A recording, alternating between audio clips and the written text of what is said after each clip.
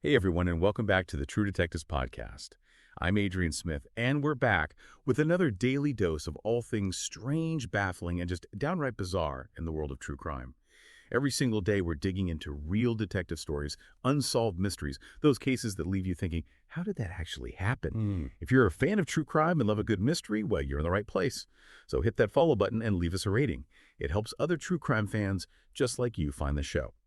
Now, today we're diving into a case that blends art and life, and, well, trust me, it's a total masterpiece of a mystery. Joining me to unpack this artistic enigma is the brilliant Dr. Julia Jones. Welcome to the show, Doctor. Thanks for having me, Adrian. I think the link between art and criminal psychology is always a fascinating area to explore. Absolutely. Yeah. Okay, so picture this, a city gripped by fear. A string of murders that have everyone on edge. But these aren't your typical crime scenes. No, we're talking about victims meticulously posed to mirror famous paintings.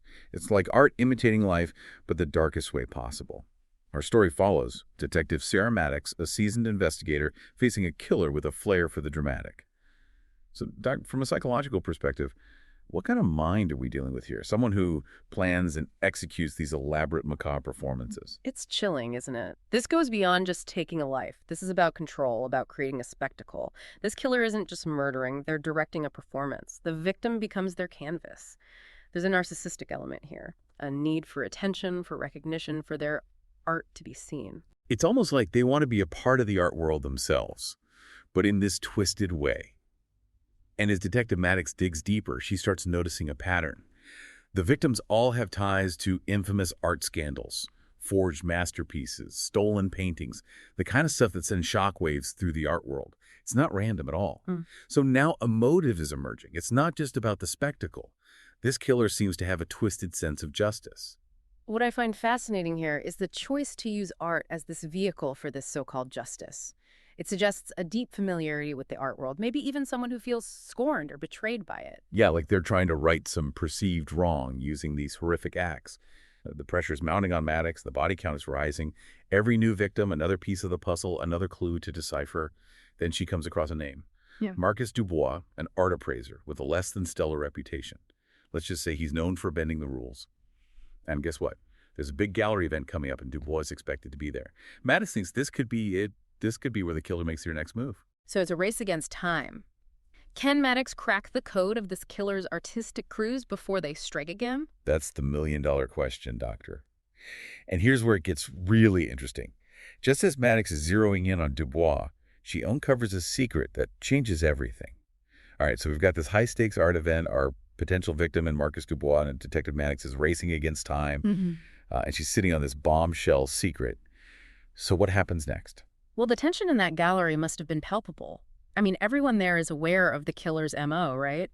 And there's this morbid curiosity hanging in the air. It's like this killer is playing with their audience, turning the art world into their own stage. Yeah, it's a terrifying thought. And, security is tight.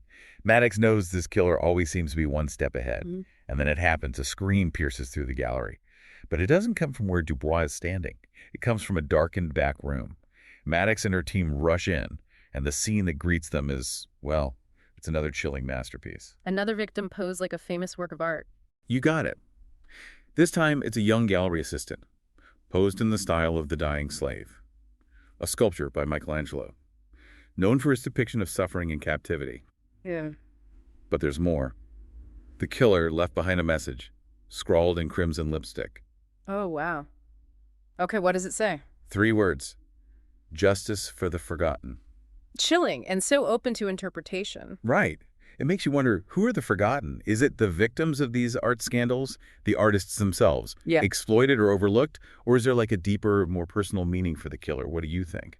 It definitely adds another layer to their psychological profile. This isn't just about spectacle anymore. There's a sense of righteousness, this belief that they're correcting some perceived injustice. I think we're seeing a vigilante complex emerge, someone who feels they are above the law, dispensing their own brand of justice. It's a disturbing thought, and this is where the case takes a sharp turn. Remember those art scandals Maddox was investigating?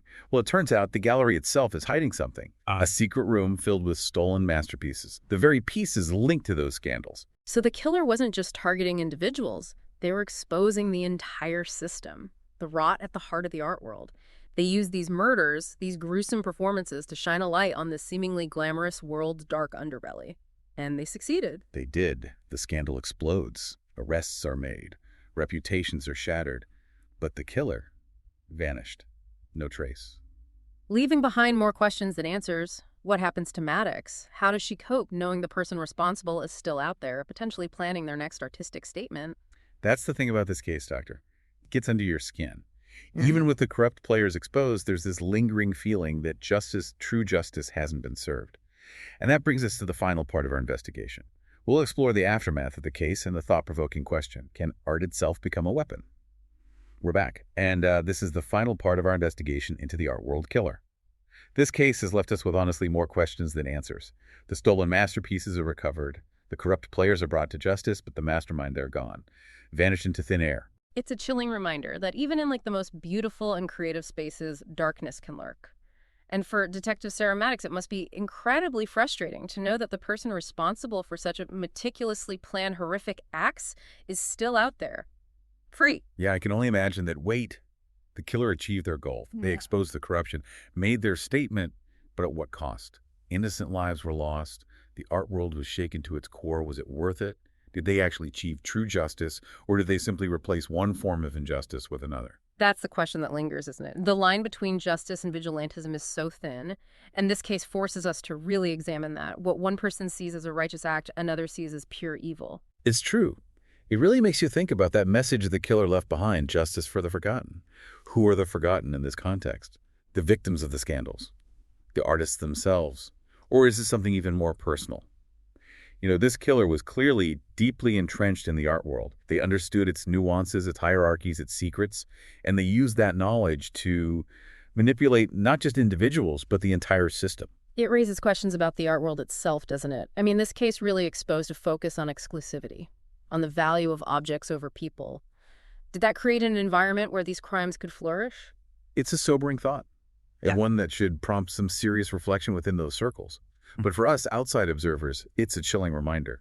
In a world obsessed with image and beauty, with the pursuit of perfection, can art itself become a weapon, a tool for both creation and destruction? It's a powerful question. It is. It's a question that's haunted Detective Maddox, and I think is one we should all consider.